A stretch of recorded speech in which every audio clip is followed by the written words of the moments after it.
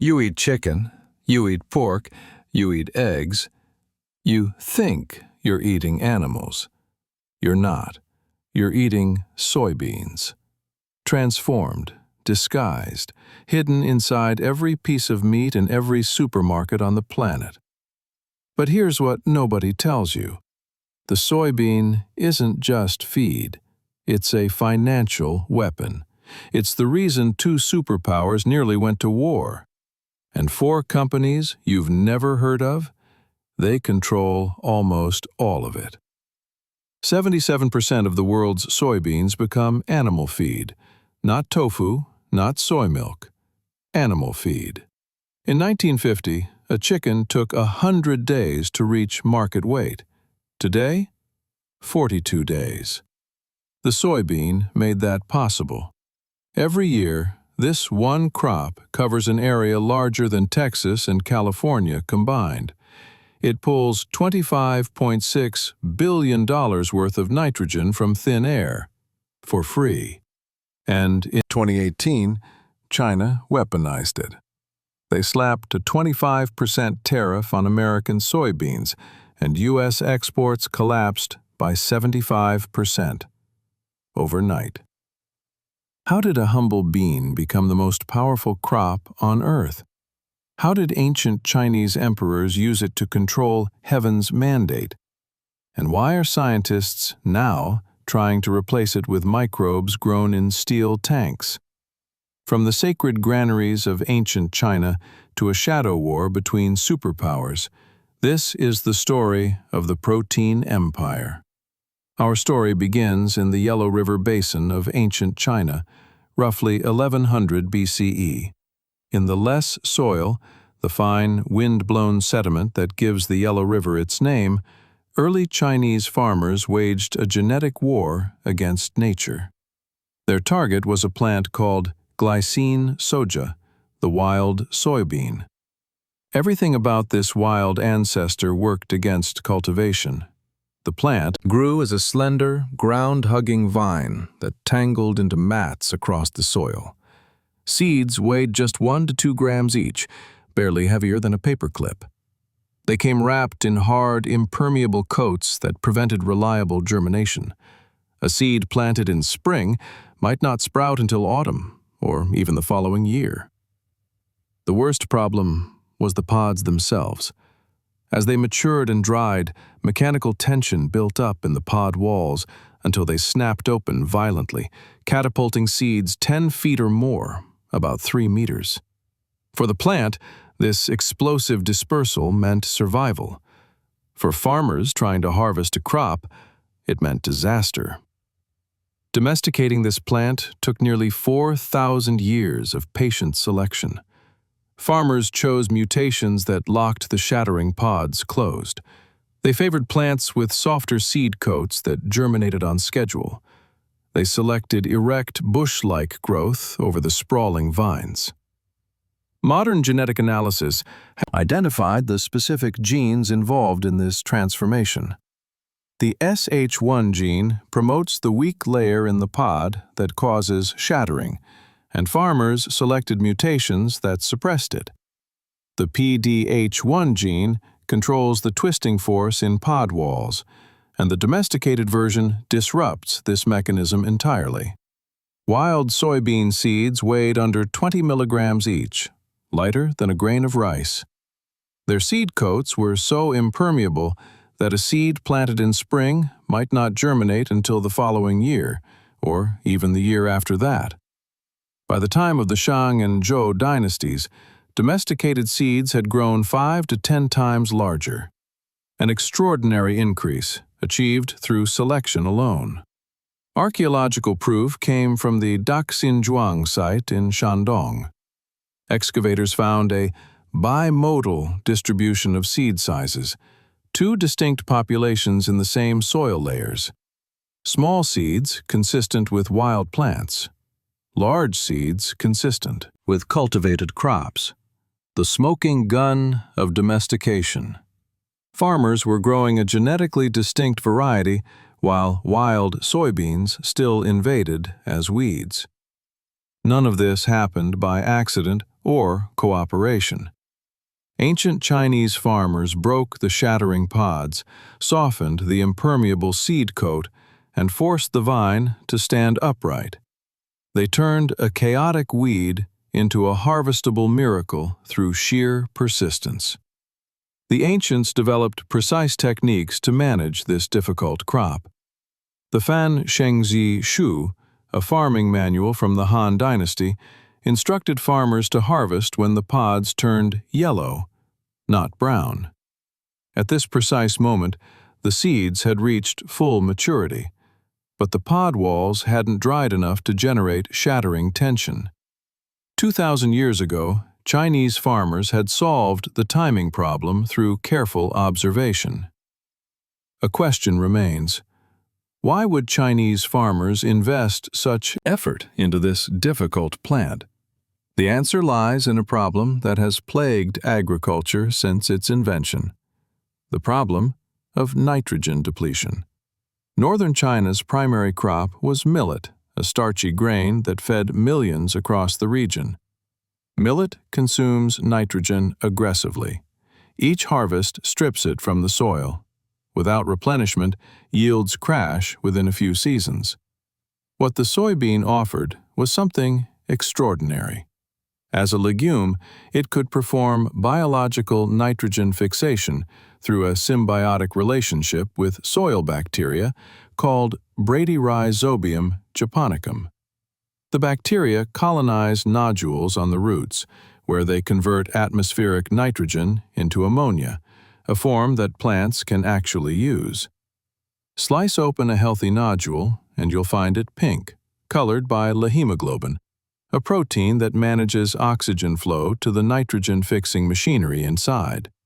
Here's the paradox. The enzyme that fixes nitrogen is destroyed by oxygen. Yet, the bacteria need oxygen to generate energy. Leg hemoglobin solves this contradiction. It's a true symbiotic product. The bacteria synthesize the heme iron group, while the plant produces the globin protein. Together, they create a molecule that binds oxygen with 10 times the affinity of human hemoglobin, keeping free oxygen at levels so low, billionths of a gram per liter, that the enzyme survives, while still shuttling enough oxygen to the bacteria to power the reaction. It's one of nature's most elegant chemical balancing acts. Slice open a healthy nodule, and you'll find it pink, colored by this leg hemoglobin, the visible signature of a finely tuned equilibrium. This biological alchemy isn't free. The plant pays in sugar, trading roughly 4 to 6 grams of carbon for every gram of nitrogen fixed. Models suggest this trade diverts approximately 27% of potential yield, compared to a non-fixing plant supplied with unlimited fertilizer. But the payoff is immense. Globally, the soybean crop fixes roughly 26 million tons, about 24 million metric tons of nitrogen each year, a biological subsidy worth over $26 billion in avoided fertilizer costs. Millet extracted nitrogen from the soil like an overdraft on a bank account, and that's where the soybean came in. It made deposits. The millet-soybean rotation became the world's first sustainable intensive agriculture. Millet depleted the soil. Soybeans restored it. This biological banking system financed Chinese civilization for 4 millennia. The rotation works on multiple levels. Chemically, the soybean deposits nitrogen. Physically, its taproot drives down 4 to 8 feet, roughly 1 to 2.5 meters, fracturing compacted soil and leaving behind vertical channels, macropores, that persist into the next season. These biopores, or root channels, become highways for corn's fibrous roots, allowing them to access deep moisture they couldn't otherwise reach. Farmers describe the soil after soybeans as mellow, loose, easy to work, ready to receive the seed.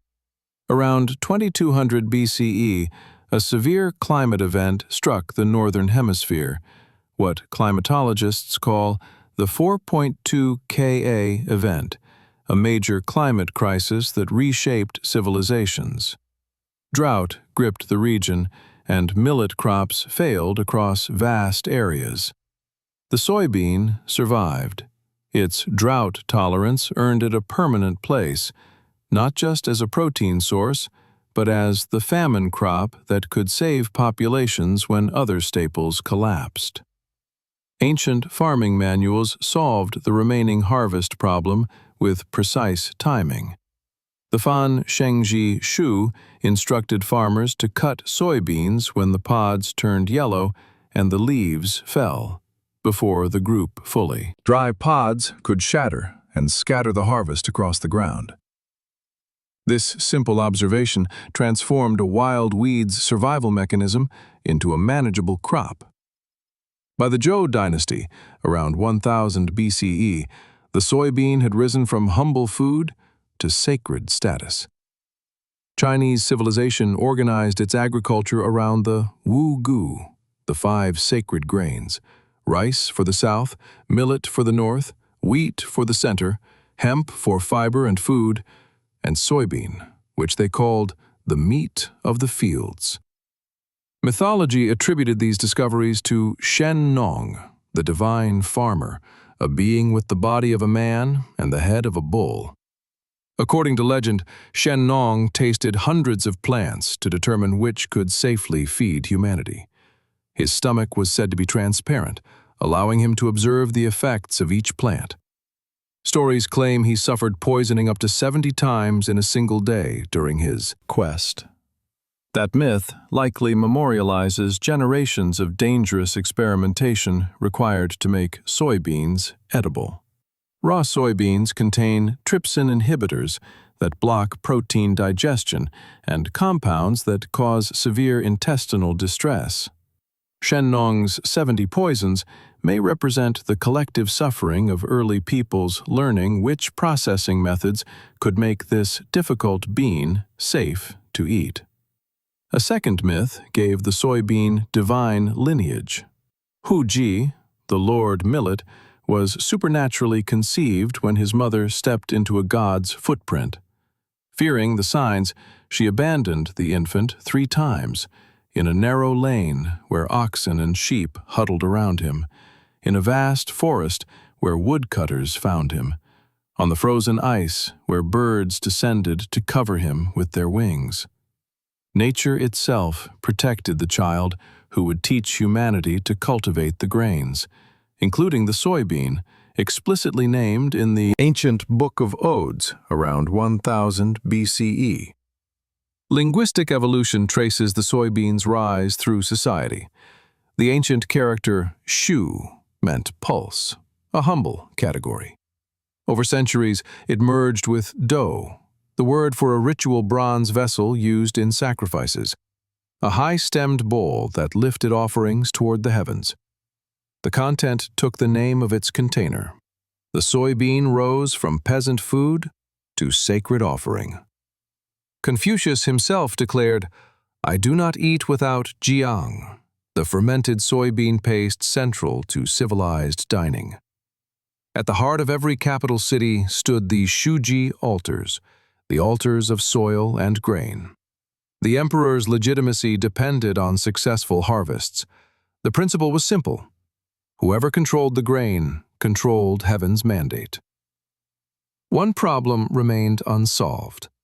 The whole soybean was practically inedible. Raw soybeans contain trypsin inhibitors that block protein digestion. They contain phytic acid that binds minerals and prevents absorption. They contain oligosaccharides that cause severe intestinal distress. Boiled whole soybeans earned a reputation as poor man's food, unpleasant to eat and difficult to digest. Fermentation provided the breakthrough. Chinese craftsmen developed chu, fermentation starters created by cultivating mold on grain. These molds produce enzymes that break down the anti-nutritional factors in soybeans. They transform the beans into digestible, flavorful products that could sustain armies and populations. During the Zhou dynasty, around 1000 BCE, the first fermented soy product emerged.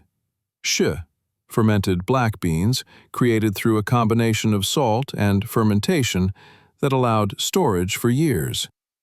By the Han dynasty, around 200 BCE, jiang had appeared, the fermented soybean paste that would become the ancestor of miso and doenjang. Tofu, created by coagulating soy milk, also dates to this period. Fermentation did more than preserve food. It preserved empires. In 54 BCE, Emperor Xuan established the ever-normal granary, the Changping Cang. The system worked like a central bank for calories. The government bought grain when prices were low and sold when prices spiked during famines. But millet rotted too quickly for long-term storage. Fermented soybeans didn't. The shi became the durable asset that backed the empire's food reserves. Historical records suggest soybeans constituted roughly 30% of the ancient tax profile, effectively a cavalry tax paid in protein to fuel the Han war machine. In northern villages, before coins circulated widely, soybeans functioned as commodity money, divisible, standardized by the shi measure, and universally needed. The soybean was the working capital of the empire. In 163 BCE, facing a sequence of failed harvests, Emperor Wen issued a famous edict asking why the people's food had become so scarce. The answer lay in fiscal policy. When millet harvests failed, the state could not demand payment in expensive grain. It had to accept the hardy soybean instead, the famine crop that ripened later and survived frost where millet could not. The bean became the currency of relief. Shi became military rations. The ancient texts of the Guanzu explicitly stated that horses eat soybeans. While millet provided only 10 to 11% protein, soybeans delivered nearly 40%. Han Dynasty state factories produced fermented soybeans to fuel cavalry campaigns against the Xiongnu nomads to the north. Unlike raw beans or millet, shi required no cooking. It could be eaten cold on. Horseback, a critical advantage in the fuel-scarce steppes.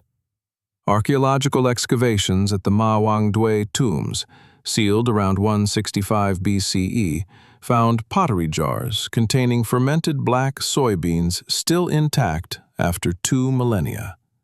The fermented soybean had become a protein bond, an asset that could be stored, transported, and traded. It was the first value-added agricultural product in human history. For nearly 2,000 years, the soybean remained almost entirely within East Asia. Western knowledge came slowly, through religious and scientific channels. In 1665, a Dominican friar named Domingo Navarrete wrote the first detailed Western account of tofu, describing it as a sort of paste of kidney beans. His account explained that the Chinese draw the milk out of the kidney beans and, turning it, make great cakes of it like cheeses, as big as a large sieve and 5 or 6 fingers thick. Navarrete marveled at its whiteness, comparing it to the very snow. What Europeans reading these letters failed to understand was what they were actually describing. They thought Navarrete was talking about a vegetable, when he was really describing a food manufacturing process. In 1690, a German physician named Engelbert Kempfer arrived at Dejima Island in Nagasaki Harbor, a tiny artificial island measuring roughly 400 feet by 250 feet, about 120 meters by 75 meters. It served as the only legal entry point for Europeans into Japan. Employed by the Dutch East India Company, Kempfer spent 2 years compiling meticulous observations of Japanese culture and agriculture. His 1712 publication, Amo en itatum exoticorum, contained the first botanical illustration of the soybean in Western literature. More importantly, it connected the plant to its products. Kempfer traced the path from daizu, the soybean, to miso and shoyu, soy sauce. For Europeans who had been consuming soy sauce for decades without knowing its origin, this was the reveal. Before the bean itself traveled, its liquid form had already conquered European palates. John Locke noted soy in his journals in 1679. William Dampier mentioned it in his ship's logs in 1688. By 1737, the Dutch East India Company was shipping 75 barrels of soy sauce annually from Nagasaki to Batavia. For 2 centuries, Europeans consumed the essence of the soybean without understanding where it came from. The very word soy derives from Japanese shoyu via Dutch soya, proof that the West knew the sauce long before it knew the bean. The first successful European cultivation came not in a farmer's field, but in a wealthy financier's garden. In 1737, George Clifford, a director of the Dutch East India Company, used his influence to secure exotic seeds from returning ships. At his magnificent estate at Hartekamp, near Haarlem, Clifford employed the Swedish botanist Carl Linnaeus to catalogue his collection. The resulting Hortus Cliffortianus recorded the first soybean growing in European soil. But the bean never spread beyond botanical gardens. The plants grew lush vegetation in Europe's long summer days, then failed to flower before autumn frost killed them. The soybean waited for a darkness that never came. Scientific understanding of the soybean suffered from a taxonomic mess that persisted for generations. In 1753, Carl Linnaeus, the father of modern taxonomy, examined specimens and descriptions of the soybean and made a critical error. He created 2 separate species from one plant. Based on a dried specimen, he named one Phaseolus max. Based on literature descriptions, he named another Dolichos soja. This bifurcation confused botanists for over 150 years. Not until 1917 did Elmer Merrill definitively unify the taxonomy and establish the name Glycine max that we use today. Taxonomy wasn't the only barrier to European cultivation. Missionaries sent seeds from southern Chinese latitudes, around 31 degrees north, to be planted in Paris at 48 degrees north or London at 51 degrees north. The problem was photoperiodism. As a short-day plant, the soybean triggers flowering in response to shortening days. In the long summer days of northern Europe, plants grew tall and lush without ever flowering or setting seed.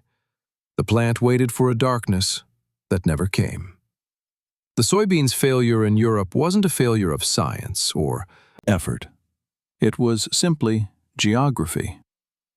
The puzzle wasn't solved until 1878, when Austrian agronomist Friedrich Haberlandt obtained seeds from the Vienna World Exposition. He noticed that seeds from southern Japan and China grew lush but never flowered. But seeds from Mongolia and Transcaucasia, higher latitudes with shorter growing seasons, matured successfully. Haberlandt had discovered what the missionaries never understood. The soybean needed varieties adapted to northern darkness. Yet even without successful cultivation, Europe found a way to consume Manchurian soybeans. By 1908, Europe's industrial economy faced a crisis. Whale oil was disappearing. Cotton harvests were failing to boll weevil. The soap giants like Lever Brothers, which later became Unilever, needed fat, and they needed it cheap. The Japanese trading house Mitsui Bussan Kaisha, one of Japan's largest conglomerates, saw the opportunity. They chartered 19 steamers and shipped 9,000 tons, about 8,000 metric tons, of Manchurian soybeans to Hull, England, at $32 per ton, far below the price of cottonseed. Within 2 years, British imports exploded to over 400,000 tons, roughly 360,000 metric tons. By 1910, one-third of London's frying oil was secretly soybean oil masquerading as cottonseed. The industrial soy economy was born not from agriculture, but from arbitrage. The American breakthrough came through an unlikely figure, a prisoner of the Chinese. Samuel Bowen sailed to China aboard the 600-ton East Indiaman Pitt, a large trading vessel, in 1758. He was imprisoned by Chinese authorities for 4 years, from 1759 to 1763. During his captivity, he was moved through the interior of China, traveling allegedly 2,000 miles, roughly 3,200 kilometers, from place to place. He observed soybean cultivation and processing more intimately than any merchant confined to the Canton factories, the European trading posts in China. After his release, Bowen emigrated to the colony of Georgia in 1764, bringing seeds he called Chinese vetches, or luk taw. Geography finally cooperated. Savannah, Georgia sits at 32 degrees north latitude, the same latitude as Shanghai. The Chinese varieties worked immediately. In 1765, Bowen asked Henry Young, the Surveyor General of Georgia, to plant these seeds at Young's plantation called Orangedale on Skidaway Island. The results exceeded all expectations. Young reported in a letter dated December 23, 1766, that the plants yielded 3 crops in a single season and could have produced a 4th, if not for frost. Bowen capitalized on this success by purchasing 450 acres, about 180 hectares, at Thunderbolt, near Savannah, which he named Greenwich Plantation. By 1767, he held Royal Patent number 878 from King George III for a new invented method of preparing and making sago, vermicelli, and soy. The prisoner had become an entrepreneur, exporting soy sauce back to England. Benjamin Franklin played a supporting role in this American introduction. In 1770, Franklin sent Chinese garavances from London to the botanist John Bartram in Philadelphia, along with Navarrete's account of tofu.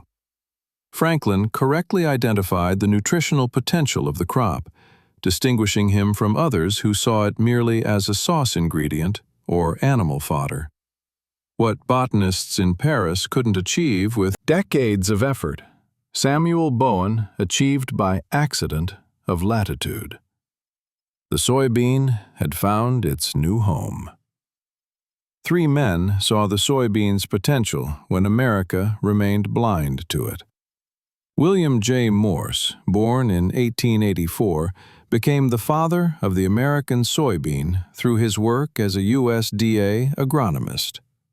From 1929 to 1931, Morse led the Dorset-Morse expedition, a 2-year odyssey through Japan, Korea, and Manchuria.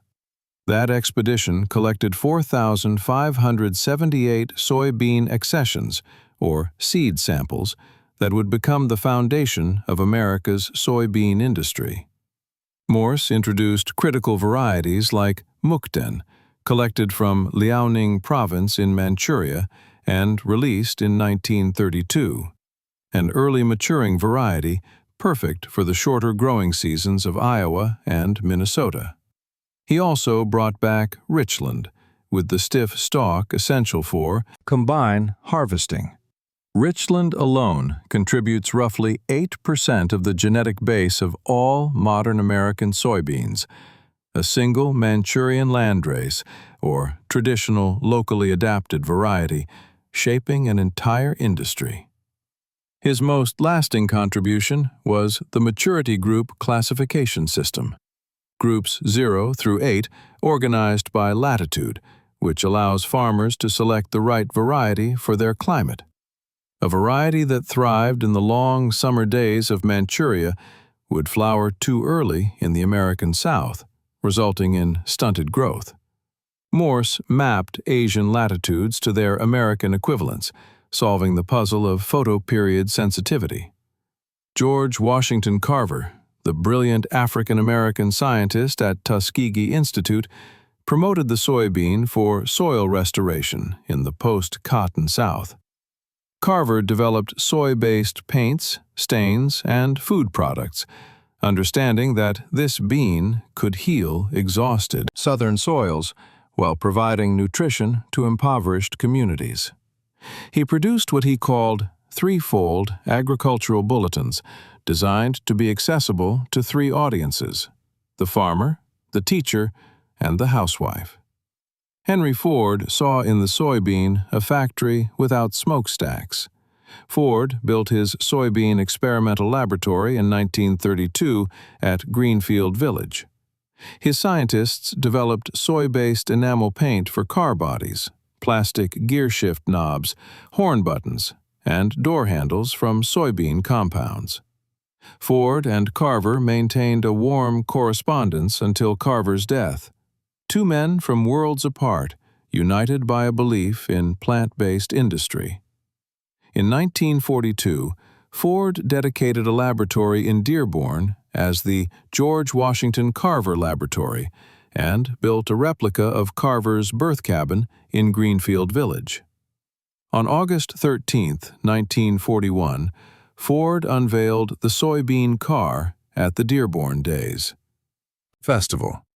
The vehicle featured 14 plastic body panels made from soybean fiber in phenolic resin, mixed with wheat, hemp, flax, and ramie fibers.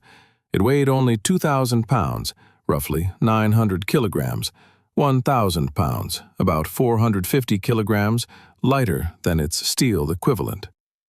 Ford swung an axe at the trunk lid to demonstrate its durability. The plastic bounced back undented. "A bushel of soybeans in every Ford car," Ford declared.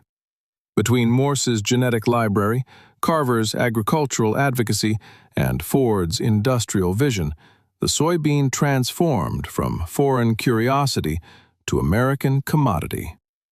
Ford's vision endures. Today, soy-based foam cushions the seats of every Ford vehicle built in North America. And Goodyear uses soybean oil in tire compounds to maintain flexibility in cold weather, allowing the rubber to grip icy roads rather than harden and crack. The 1920s brought devastation to American farmers. When World War I ended, demand for American grain collapsed with it. Prices fell until corn reached just 15 cents a bushel by 1932, so cheap that farmers burned corn for heat rather than sell it and buy coal. In 1924, only 14% of soybean acreage was harvested for beans. The other 86% was cut for hay, treating the plant as just another forage crop. The Great Depression changed everything. The economic catastrophe that destroyed so much else actually created the soybean industry. The political roots of the industry trace back to September 3, 1920, when over 1,000 farmers gathered at Soyland, the Fouts Brothers farm in Camden, Indiana.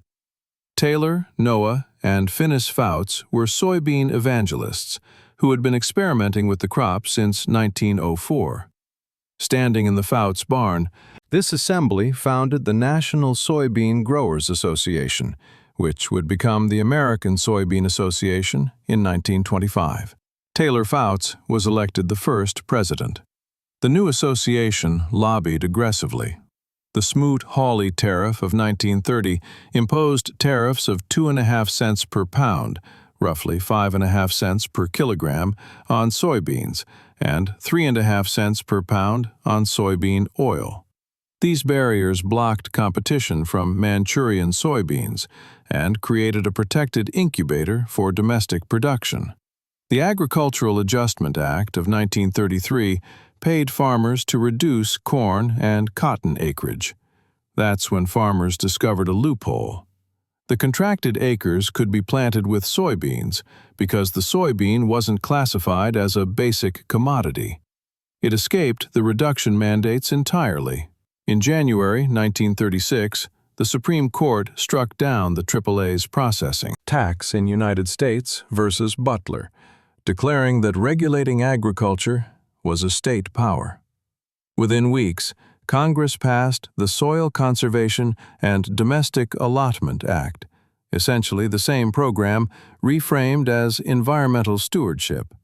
Conservation subsidies replaced production controls, but the effect was identical. The Soil Conservation and Domestic Allotment Act of 1936 pushed even harder by classifying soybeans as soil conserving, while labeling corn as soil depleting. Farmers received $1.50 per acre, roughly $3.70 per hectare, payments for using soybeans as green manure, a crop plowed under to enrich the soil, and $10 per acre diversion payments for switching from corn to soy. In the deflationary economy of the 30s, these payments often covered the entire operating cost of the soybean crop. None of this was intentional. The New Deal set out to save corn and cotton farmers from ruin, not to build a soybean industry. What happened instead was that by paying farmers not to grow corn, the government accidentally paid them to try soybeans. By classifying the bean as soil conserving, they subsidized the tuition for a generation of farmers to learn a new crop. The acreage numbers tell the story. 1.78 million acres in 1924, 3 million in 1930, 6 million in 1934, 10 million in 1939, and 11 million acres, about 4.4 million hectares, by 1941. That year, 1941, marked the tipping point. For the first time, acreage harvested for beans exceeded acreage cut for hay. The soybean had officially become a grain crop. The soybean didn't just survive the Great Depression, the crisis forged it. The droughts of 1934 and 1936 were the worst in 50 years. They devastated the Corn Belt with a brutality that exposed corn's fatal vulnerability. Corn requires moisture during silking, the pollination period in July. If drought hits during those critical weeks, kernels never form at all. Indiana corn yields in 1934 fell to 27.6 bushels per acre, roughly 1.8 metric tons per hectare, a record low. Then they dropped even further, to 25.6 bushels in 1936. The soybean proved its value through contrast. Because soybeans have indeterminate flowering, they can wait for rain. If early blossoms abort from heat stress, the plant produces later flowers when conditions improve. Soybeans can also be planted much later in the season as a replant crop when corn fails. Farmers who had planted soybeans as a backup crop suddenly realized they weren't just holding a fallback option. They were holding a hedge against climate itself. A new nickname emerged: the emergency crop. In 1936, farmers replanted failed cornfields with soybeans for hay. They discovered that soybean yields remained comparatively stable, even in extreme drought. That experience accelerated the adoption of hybrid corn plus soybean rotation, the combination that would dominate American agriculture for the next century. A.E. Staley opened the first dedicated soy crushing plant in Decatur, Illinois in 1922. From that beginning, Decatur became the soybean capital of the world. Staley partnered with the Illinois Central Railroad to run the soybean special train through farm towns. They preached the gospel of the new crop and demonstrated how farmers could profit from beans. To power his factory, Staley dammed the Sangamon River in 1922, creating Lake Decatur specifically to provide the millions of gallons of water his processing plants required. The lake, that still defines the city, was built for industry, not recreation. But the first season proved humbling. After just 16 days of operation in 1922, the expellers ran dry. The local harvest couldn't feed the industrial beast. Staley learned that a processing industry couldn't exist on the margins.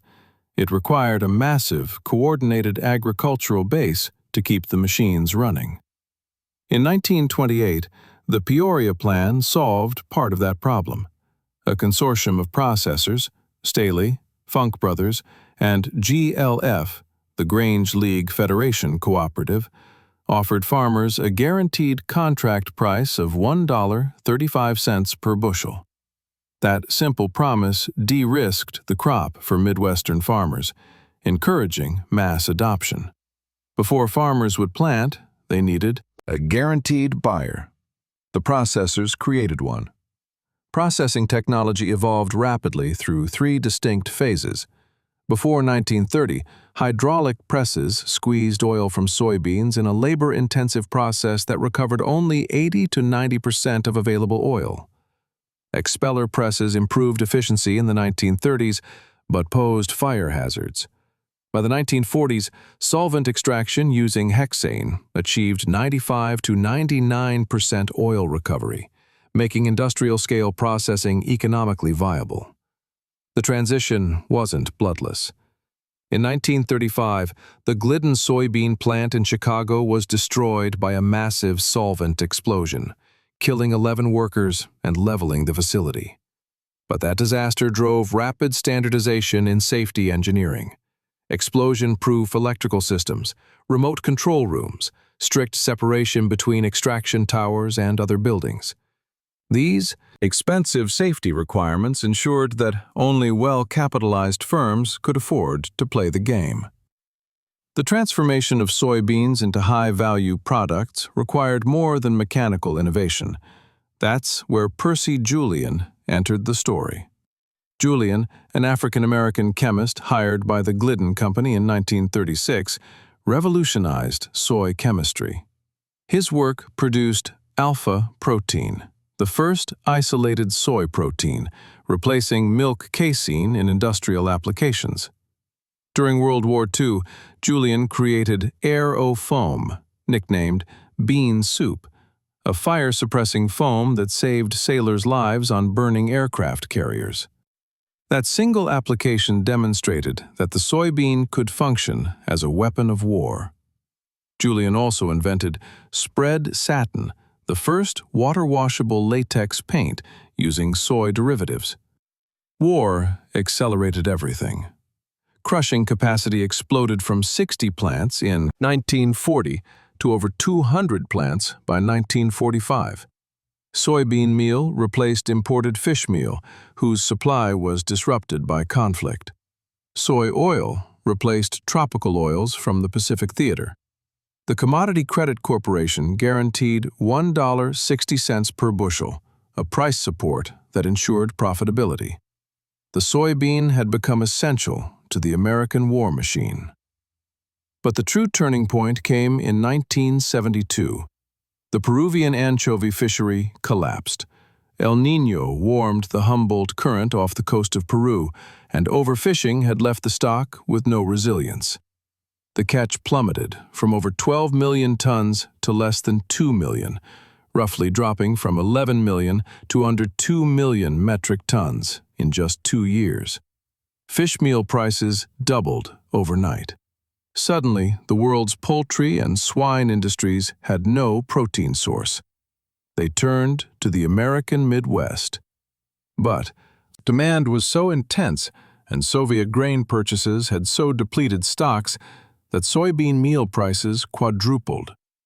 In June 1973, President Nixon imposed an embargo on soybean exports. the first time America had restricted food exports since the nation's founding. The shock rippled across the Pacific.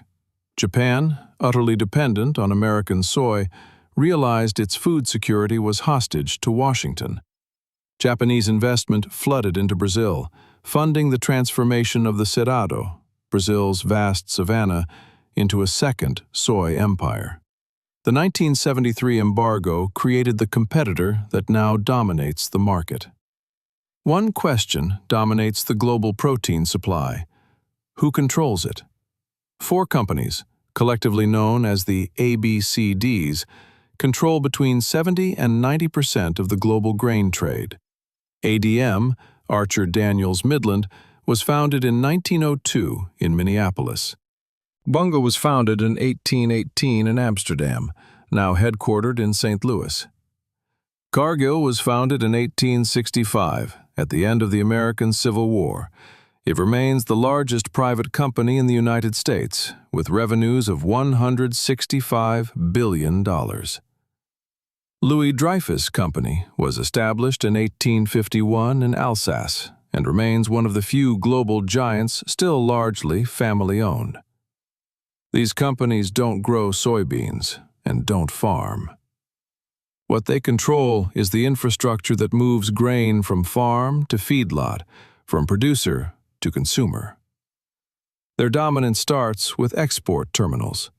In the Gulf of Mexico, which handles 2/3 of U.S. corn and soy exports, the ABCDs control an estimated 80% of port elevator capacity. Rail cars, river barges, and crushing plants all fall under their ownership. In Rosario, Argentina, home to the world's largest soy crushing hub, the ABCDs dominate every stage of the process. The Renova plant in Timbus, jointly operated by Viterra and Bunge, is the largest crushing facility on the planet. Terminal 6, a joint venture between Bunge and the Argentine company AGD, can receive 80,000 tons, roughly 73,000 metric tons, of grain per day. Louis Dreyfus operates the world's largest soy-based biodiesel plant at General Lagos, with capacity of 600,000 tons, about 545,000 metric tons per year. The ABCDs achieved dominance not through farming, but through logistics, by controlling the choke points where soybeans move from one stage of their journey to the next. Understanding the ABCD business model requires understanding something called the crush spread. Soybeans rarely get consumed whole. Instead, they're crushed into 2 distinct products: soybean meal for animal feed and soybean oil for cooking and biodiesel.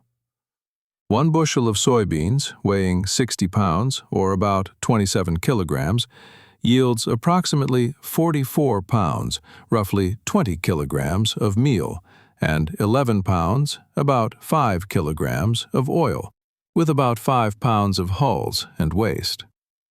The crush margin calculation is straightforward: the value of meal plus the value of oil minus the cost of beans.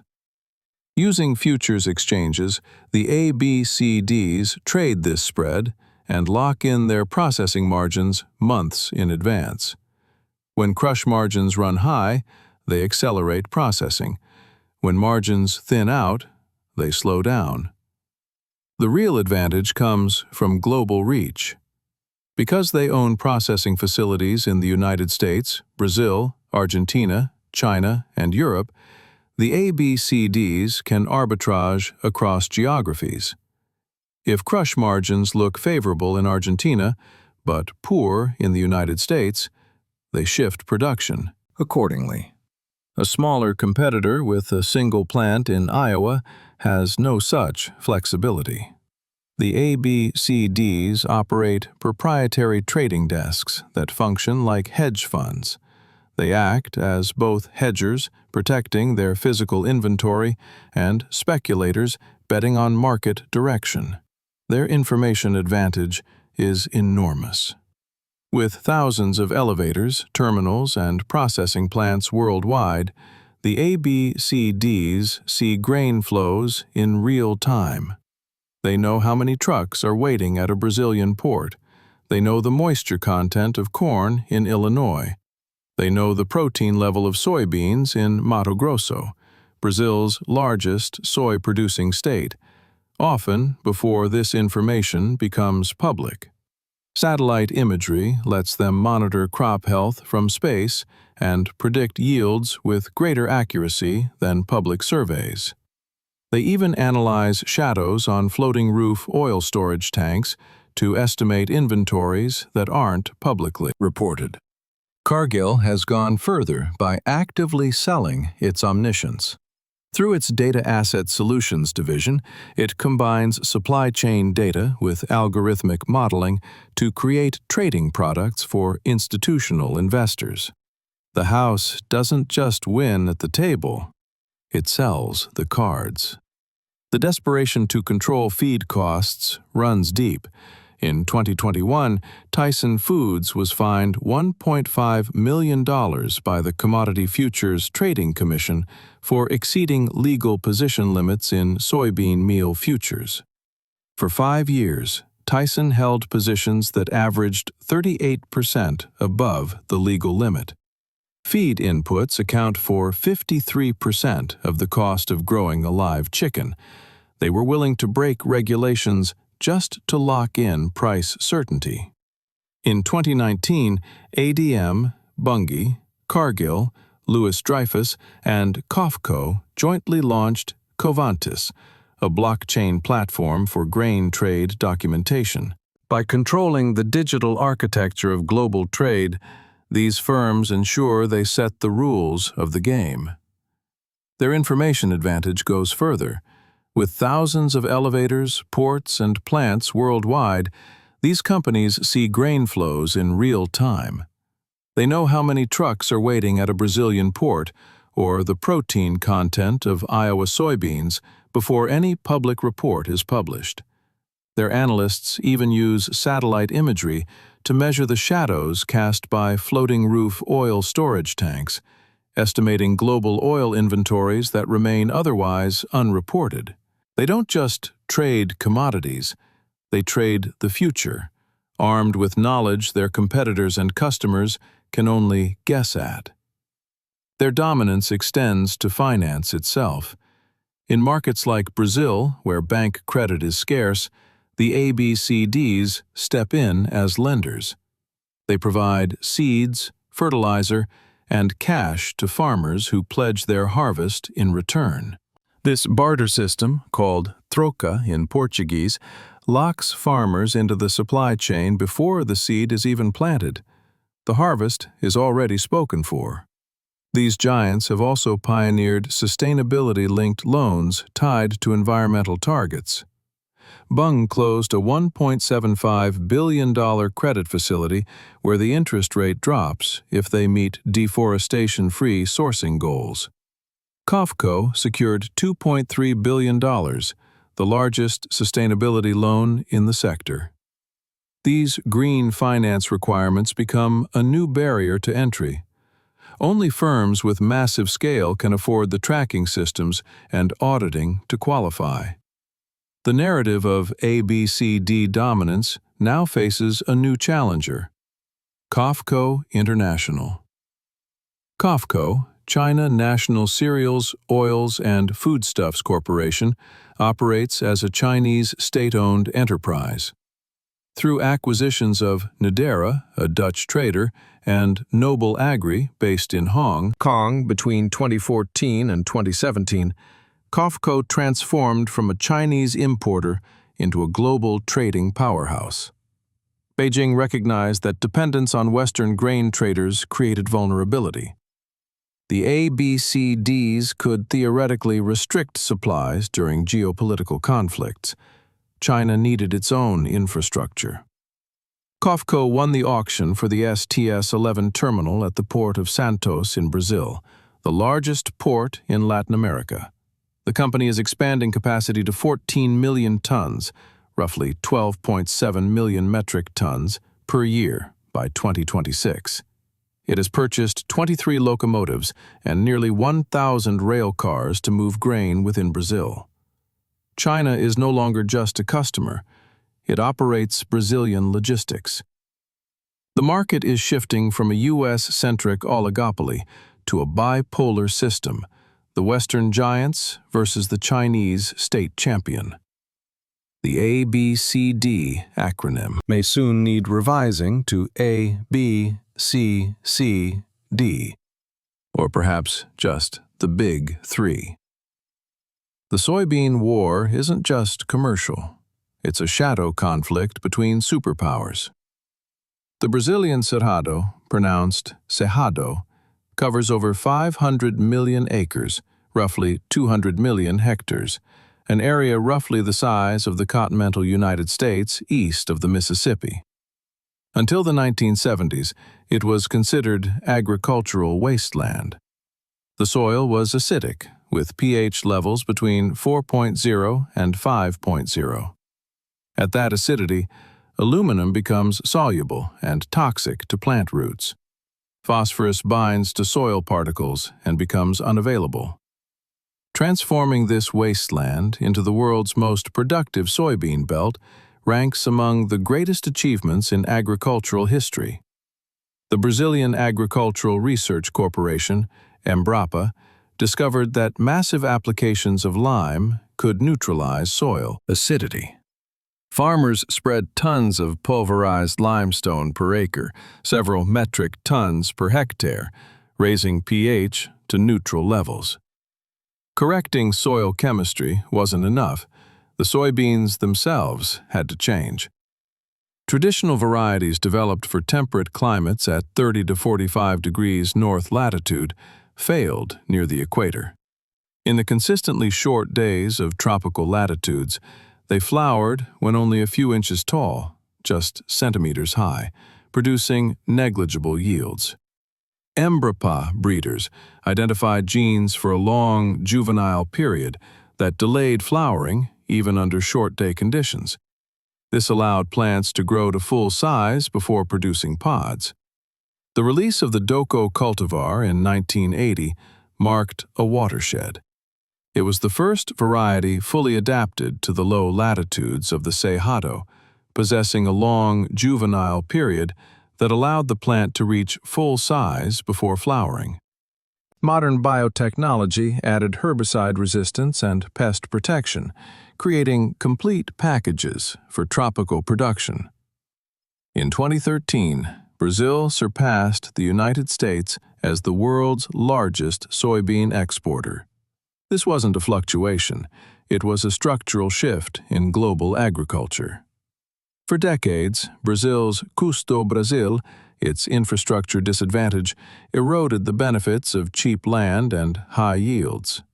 Soybeans grown in Mato Grosso had to travel over 1,200 miles, roughly 1,900 kilometers, south by truck to the congested ports of Santos and Paranaguá. During harvest season, trucks waited in lines stretching for dozens of miles, while ships waited weeks to berth. The Northern Arc changed everything. Completion of the BR-163 highway, a critical north-south corridor, in 2019 through 2020, connected the soy heartland to terminals on Amazon tributaries. From the town of Sorriso in Mato Grosso, soybeans now travel north to the river terminal at Miritituba. There, they transfer to barge convoys that travel down the Tapajós River to deep water ports like Barcarena and Santarém. The paved road cut trucking time from 3 days to 1.5 days. This intermodal system, truck plus barge, mimics the efficient Mississippi River system of the United States. The Northern Arc ports reduce shipping distance to China by 3,000 miles, roughly 4,800 kilometers, compared to the southern route. Lower freight costs mean higher farm gate prices. Brazil still pays more to move grain than America does. But here's the catch. The weak Brazilian real, their currency, acts as a hidden subsidy. Soybeans trade in dollars globally, so Brazilian farmers receive dollars for their crop. But they pay their workers and land taxes in reais. When the real falls, their margins expand. Despite the transport disadvantage, Brazilian soy lands in Shanghai nearly $90 per metric ton, about $4 per bushel, cheaper than American soy. Chinese state-owned enterprises financed much of this infrastructure. In 2023, COFCO executed the first closed-loop trade operation using yuan and reais, bypassing the US dollar entirely. This de-dollarization creates financial plumbing for a soybean trade immune to American sanctions or monetary policy. The supply chain now runs from Brazilian farm to Chinese port, with minimal dependence on Western intermediaries. In April 2018, the Office of the United States Trade Representative released a list of Chinese imports subject to proposed 25% tariffs, citing concerns about intellectual property theft. One day later, China published a retaliatory list. At the top, soybeans. On July 6, 2018, the 25% tariff on U.S. soybeans took effect. Generating revenue wasn't the point.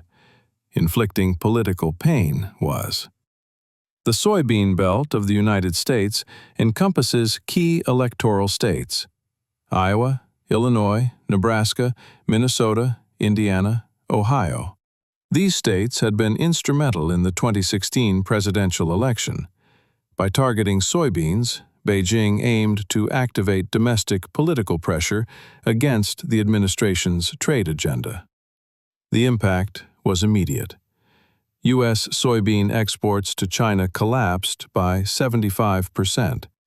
In October and November 2018, exports fell by 99% and 100% respectively, compared to the prior year. Brazil filled the void.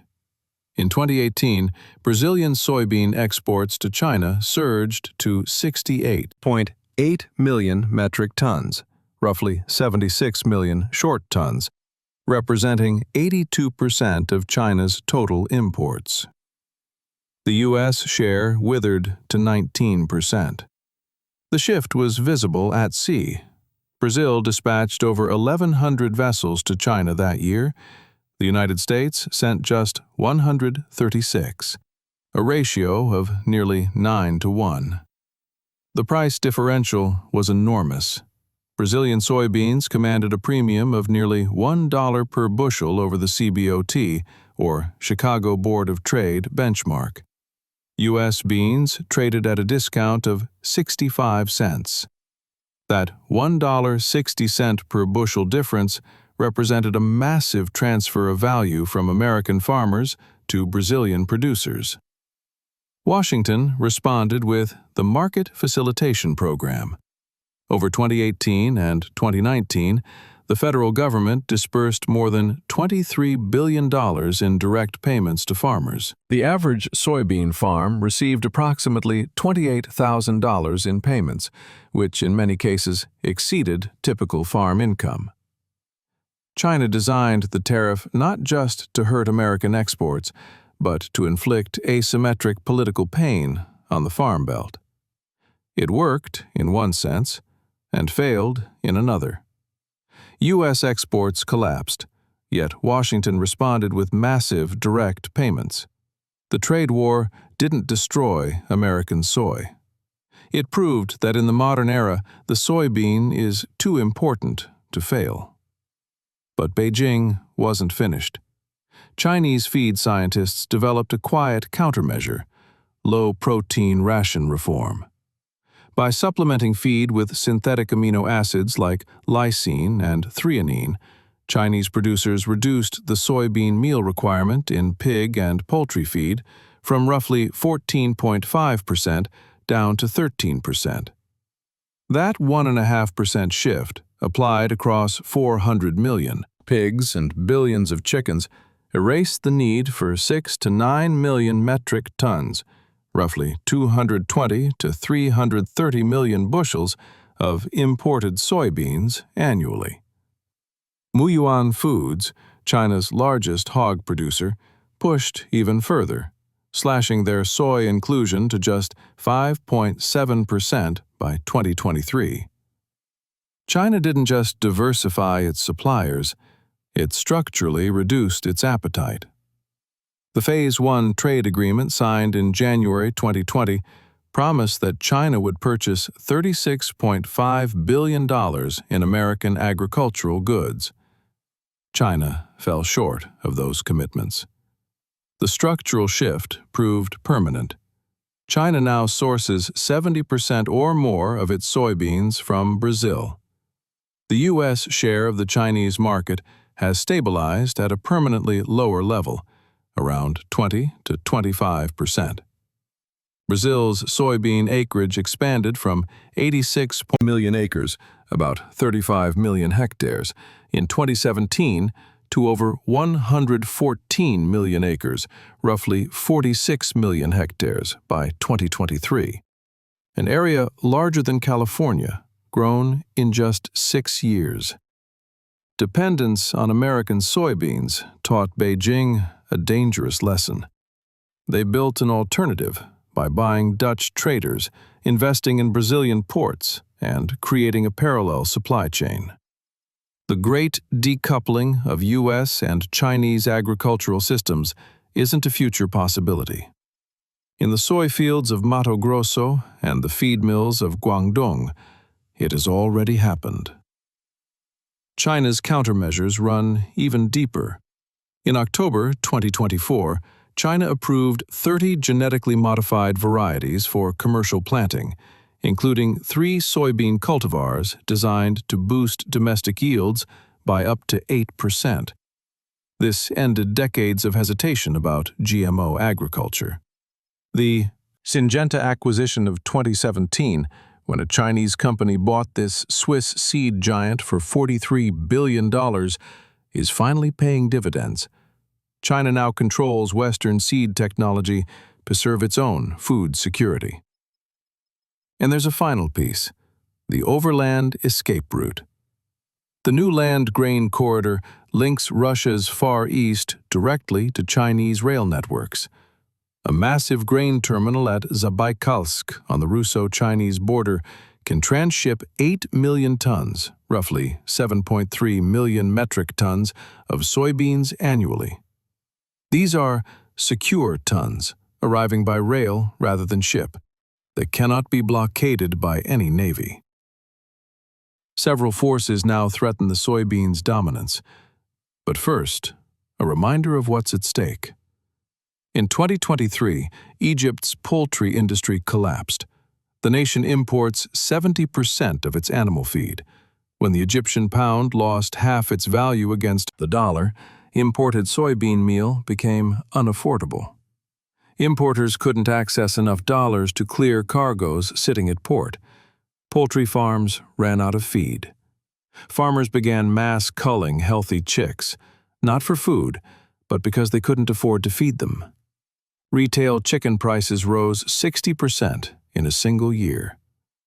This wasn't a drought or a disease outbreak. It was a currency crisis made lethal by soybean dependency. The first is renewable diesel. In 2024, 43% of U.S. soy oil goes to biofuels, up dramatically from just a few years ago. This creates a paradox. High oil demand drives maximum crushing, but the resulting flood of meal suppresses protein prices. Biofuel mandates that benefit soy oil accidentally subsidize alternative protein startups by keeping their raw material cheap. This shift is redefining America's role. Petroleum refineries are converting to biofuel production. Phillips 66 closed its crude oil operations at Rodeo, California, entirely, transforming it into a renewable fuel facility. The U.S. is no longer the world's soybean supermarket. It's becoming a soybean refinery, crushing record volumes domestically while Brazil captures the export trade. The second threat comes from China itself. Chinese feed formulators are reducing soybean meal inclusion rates in animal rations from 37% down toward 33%. They're increasing the use of synthetic amino acids like lysine and threonine, which can be added directly to feed instead of relying on protein-rich soy meal. China's goal is a 20% reduction in soybean meal dependency by 2035. Carbon regulation presents the third threat. The European Union's deforestation regulation requires GPS traceability for all soy imports. No commodity linked to deforestation after 2020 can enter EU markets. Soy from Brazilian regions with high rates of land use change faces exclusion from premium markets. Here's the darkest irony. Researchers have now quantified the self-inflicted cost of deforestation. Approximately $9.4 billion in lost soy productivity between 2013 and 2023, caused by the rising temperatures and declining rainfall that deforestation itself creates. The frontier is cannibalizing the very ecosystem services that made it productive. This is precisely why the Amazon soy moratorium of 2006 mattered. That voluntary agreement between traders, NGOs, and government prevented an estimated 7,000 square miles, roughly 18,000 square kilometers, of deforestation over its first decade, roughly the size of New Jersey. Within the Amazon, it worked. Today, less than 2% of soy expansion occurs through direct forest conversion. But protection created displacement. Capital that couldn't deforest the Amazon simply flowed to the Cerrado, where legal reserves require only 20% preservation instead of 80%. The Cerrado has lost 94 million acres, about 38 million hectares of native vegetation since 1985, an area larger than Montana, more than 2.5 times the loss in the Amazon. The Amazon moratorium saved the rainforest by sacrificing the savanna. This creates a bifurcated market. EU-compliant soy commands a premium, while high-carbon soy trades at a discount, or finds no buyer at all. The human cost is measured in the sprayed towns, the pueblos fumigados of Argentina and Brazil. In Monte Maíz, Córdoba, cancer mortality runs 2 to 3 times the national average. Rural communities surrounded by soy fields inhale pesticide drift from aerial spraying.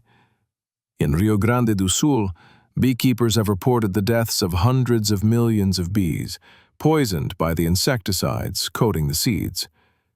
Ecologists describe the soy landscape as a green desert, biologically impoverished zones where the complex soundscape of native birds and insects has been replaced by near silence.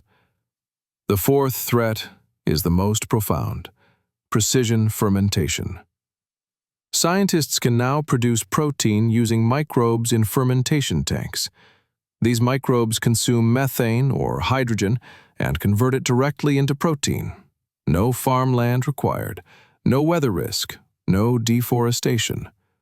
A single 25-acre fermentation plant, about 10 hectares, can produce the protein equivalent of 600,000 acres, roughly 240,000 hectares of soybeans. But there's an even stranger frontier. A company called Molec Science has engineered soybeans to produce porcine protein, pig protein, directly in the bean itself. Their piggy sui beans are pink on the inside, expressing 26.6% pork protein. The soybean is no longer just feed for pigs. It's becoming the pig itself. Today, these technologies remain expensive. Protein from methane fermentation costs roughly $4,000 per metric ton. Soybean meal costs $350. Those costs are falling fast. Projections suggest fermentation protein could reach $800 per metric ton by 2035.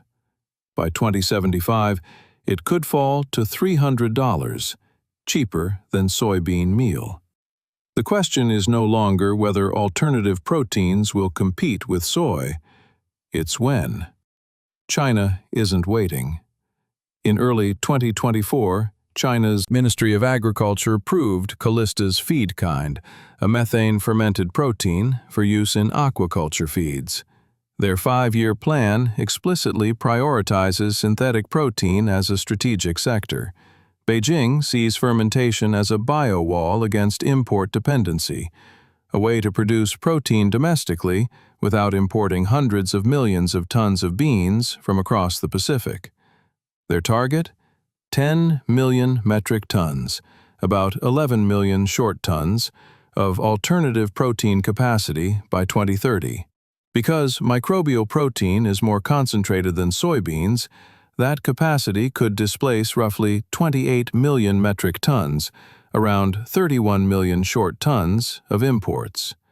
1/4 of China's current soybean consumption produced in fermentation tanks instead of fields. Yet here's the twist. In a world of synthetic abundance, real soil-grown food becomes a luxury. Just as synthetic fabrics didn't eliminate silk, synthetic protein won't eliminate the heritage bean. Japanese heirloom varieties like Aoyu and Kuroshinju are already cultivated like wine grapes, prized for their terroir. Vintage, barrel-aged soy sauces command whiskey-like prices. The commodity soybean may collapse into an industrial feedstock, but the craft soybean could emerge as the ultimate status food. Which investments will survive the protein transition? Climate change adds another variable. By mid-century, heat stress and drought will make portions of the Brazilian Cerrado and the U.S. Midwest financially unviable for soybeans. Insurance costs will spike. Yields will become too volatile. But as the South overheats, the North thaws. Climate models suggest Siberia could gain over 1.5 million square miles, roughly 4 million square kilometers, of arable land by the century's end. Canada's Great Clay Belt, an ancient glacial lake bed, is already seeing its growing season lengthen by 40 days. The soybean belt won't disappear. It will migrate poleward. At risk, Brazilian export terminals in high deforestation zones, inland U.S. crushing plants far from biofuel demand centers, and marginal farmland with high carbon intensity. Resilient, coastal crushers near biofuel refineries, specialty soy supply chains serving non-GMO and organic markets, and logistics infrastructure adaptable to alternative protein. The A, B, C, D giants are already repositioning. ADM now provides contract manufacturing for plant-based and fermentation startups. Cargill has partnered with Enough, a mycoprotein company that grows fungus-based protein. Bunge has completed a merger with Viterra, the former Glencore agriculture division, creating a combined entity that rivals Cargill itself. The industry may soon consolidate from 4 giants to 3. These companies aim to become platforms for alternative protein, profiting regardless of whether protein grows in a field or a fermenter. The legacy giants aren't waiting for extinction. They aim to be the platforms that make money from protein regardless of its source. The soybean may be dethroned, yet the people who control it intend to survive. The irony cuts deeper. Beyond Meat, the company that once peaked at $11.8 billion in market value, now trades at a fraction of that, burdened by $44 million in losses. Impossible Foods has delayed its IPO indefinitely, with secondary market valuations falling from $7 billion toward $2 billion.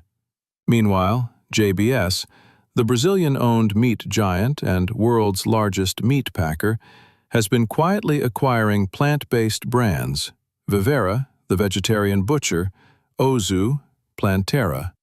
They call it total protein dominance. The future of plant-based protein is being built by meat companies. And the consumers? 40% of American households now buy plant-based milk. But 96% of plant-based food buyers also buy meat. The revolution isn't vegetarians replacing carnivores, it's flexitarians, people who eat mostly plants but include some meat, adding variety. The soybean doesn't need to dethrone animal protein, it just needs a seat at the same table. From the sacred granaries of the Han Emperor to the autonomous fermentation tanks of the 21st century, the soybean's 4,000-year journey spans the full arc of human civilization. It was worshipped as a gift from the gods. Western civilization ignored it for centuries. American industrialists transformed it into invisible infrastructure. Superpowers weaponized it in trade wars. And now, the microbe may yet dethrone the seed. One question this story poses is older than agriculture itself. Whoever controls the protein controls the world. We did not build the modern world on grain alone. We built it on the protein hidden within. The soybean was the invisible engine financing empires, fueling factories, and feeding billions. Whether the 21st century still needs the seed is the question that will define the future of food. The global soybean crop provides a $25.6 billion annual biological subsidy to the agricultural economy. Nitrogen fixed from thin air for free. Every year, soybeans cover 320 to 350 million acres, roughly 130 to 140 million hectares, an area larger than Texas and California combined, providing the protein that feeds the animals that feed the world. For 4,000 years, this humble bean has quietly shaped the course of human history. Sacred grain, industrial commodity, geopolitical weapon. The invisible infrastructure beneath the supermarket meat case. The protein empire.